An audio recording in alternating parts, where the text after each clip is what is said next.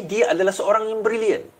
Jadi dia naik stepping up the stones. Dan sepanjang karier politik Mahathir tu, dia bercanggah dan bertelagah dengan ramai pimpinan-pimpinan, termasuk Tengku Abdul Rahman, termasuk Tun Hussein On, kita pun tahu, termasuk kita belum cerita Tun Razali dah. Dan dia naik. Dia stepping up the ladder sehingga dia menjadi Perdana Menteri. Nah, bila beliau menjadi Perdana Menteri, dia ingatkan tidak ada siapa yang boleh menghalang. So, dia kena create the grand plan di mana dia akan jadi the ultimate leader. Yang mana orang akan sayang dan akan geruni. So, apa yang berlaku, tuan-tuan? So, what happened? So, beliau berjaya. Dia, kebagusan peringkat awal Tun Mahathir ni, bagusnya dia ialah bila dia naik, dia bawa mereka-mereka yang memang, dia bawa orang yang kompeten, orang yang berkemampuan. Dia bawa orang yang boleh, boleh berfikir. Kita ada Daim, kita ada Musa Hitam, kita ada Tengku Razali, kita ada Rafidah Aziz, kita ada Rais Yatim, kita ada pada waktu itu pimpinan, dan akhirnya Anwar Ibrahim dibawa ke dalam UMNO. Untuk apa? So dia nampak Anwar Ibrahim pada ketika itu, lepas dia membawa gagasan suara anak muda masuk ke dalam ABIN dan sebagainya, dia nampak Anwar Ibrahim itu mempunyai nilai, and that is why kenapa Anwar Ibrahim dibawa masuk ke dalam UMNO, sedangkan ramai pimpinan ABIM dan juga ahli-ahli ABIM pada waktu itu masuk ke dalam PAS. So Anwar Ibrahim menyertai UMNO. Atas tujuan apa? Antara lain, beliau nampak bahawa Anwar Ibrahim ni boleh naik sebagai leader dan sebagai orang yang akan mendepani, yang akan ada gagasan untuk membentuk negara yang lebih baik. Now, tuan-tuan, kita kena ingat, manusia ni asal dia bermula dengan niat yang baik. Satu noble cause yang baik.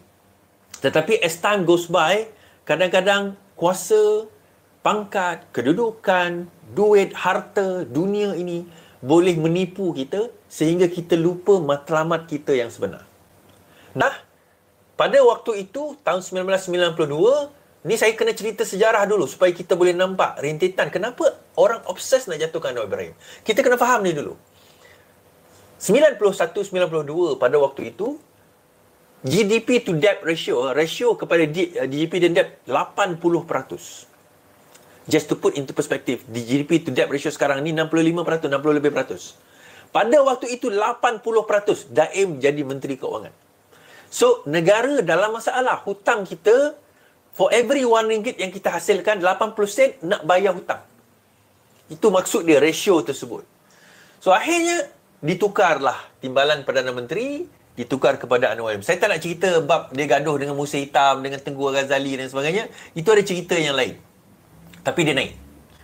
Dia naik, bawa gagasan pada waktu itu. Dia tak lupa, Anwar Ibrahim tak lupa gagasan dia daripada awal dia sebagai student leaders. Apa dia, tuan-tuan? Apa yang kita nampak? Perjuangan Anwar Ibrahim has always been memperjuangkan nasib rakyat. Has always been memperjuangkan nasib rakyat.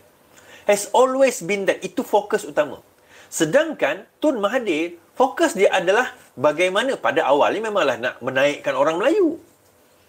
Awal Tun Mahathir ni nak naikkan orang Melayu. Tapi Anwar Ibrahim dia bukan setakat orang Melayu. Dia nak tengok seluruh rakyat Malaysia kita ni naik.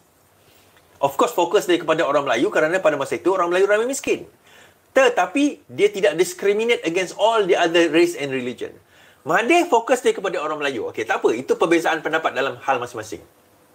Apa yang berlaku adalah bagaimana kita nampak perjuangan mereka ni. Daripada Mahathir memperjuangkan Melayu, dia nampak bila dia berbincang dengan Daim pada awal penubuhan, awal tahun 80-an, bahawa UMNO memerlukan dana.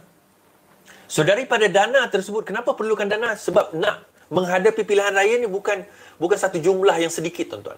Jadi dijadikanlah jutawan-jutawan dan billionaire daripada kalangan orang-orang Melayu, kalangan orang-orang UMNO sendiri. Sebab tu kalau tuan-tuan ingat kan, nak kaya join UMNO. Nah, siapa ingat lagi? Nak kaya join UMNO pada waktu itu. Okey. So daripada satu gagasan nak meningkatkan martabat orang Melayu, akhirnya dia meningkat dan memartabatkan sebilangan saja. Bukan setakat orang Melayu, tetapi kroni-kroni dia yang membentuk projek-projek, yang membentuk masyarakat, satu kelompok elitis. Yang akhirnya mereka lah yang menguasai Malaysia sekarang ini. Dan saya panggil mereka ini sebagai oligarki. Dan kalau kita cerakinkan golongan-golongan yang maha kaya ini, hanya ada beberapa orang saja. Dia tak kisah bangsa, tuan-tuan. Tak kisah bangsa. Melayu ada, India ada, Cina ada, Sarani ada, Sing ada. Yang tuan-tuan ikut tengok nama tu, itu hanya yang nampak. Dia ada yang tak nampak. Okay? Kita pun tahu siapalah. Antaranya lah. Dia banyak lagi sebenarnya, tapi antaranya. Baik, balik pada cerita tadi. Jadi, Tun Mahathir membina legasi daripada nak membela Melayu, akhirnya dia membela kroni. Dan itulah hasil 22 tahun yang beliau telah hasilkan, dan 22 tahun yang beliau hasilkan pada waktu itu. Anwar Ibrahim, masa dia nak naik, masa dia nak jadi timbalan Perdana Menteri, pertukaran itu sudah nampak bahawa beliau akan ditukar. Akan berlaku pertukaran di antara apa orang kata, Mahathir dan juga Anwar Ibrahim. Tetapi kenapa tak berlaku pertukaran tu?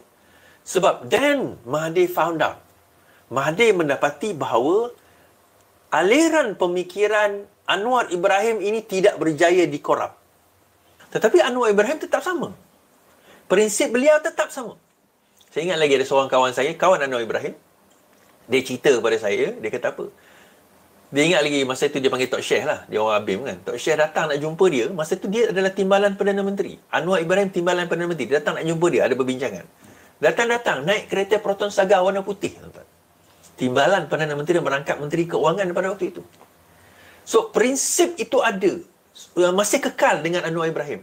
So, kita bila menyentuh tentang obsesi untuk menjatuhkan Anwar Ibrahim, kita bercerita tentang the deep state dalam kalangan oligarkis.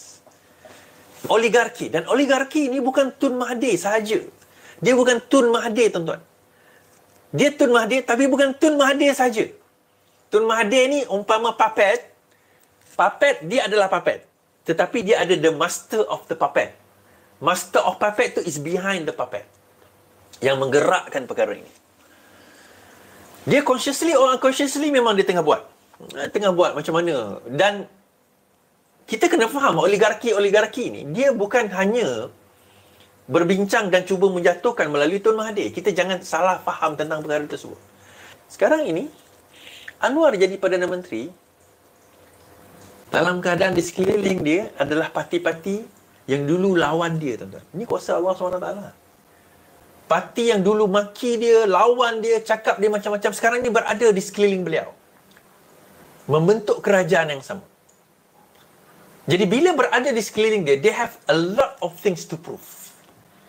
So, boleh ke yang lain ni melompat, 15 melompat, 14 melompat, 13 melompat, 2 PKR melompat dan sebagainya? Saya kata, tuan-tuan, fikir logik lah. Kalau dia melompat, PRK. Kalau jatuh jawatan dia sebagai ahli parlimen, dia dapat apa? Bersatu dah tak ada duit. Ada kemungkinan lah, ada orang kata, sebab itulah kenapa Daim sekarang ni, Daim nak kena dakwa tau. Mungkin duit Daim tu akan digunakan. Baguslah dia bawa duit dia. Bila dia bawa duit dia, baru kita nampak kat mana. Kalau betul lah. Kalau betul dakwaan tersebut lah kan. So daripada sini tuan-tuan, kita nampak. Dia nak gerak macam mana? Dia nak jatuh macam mana?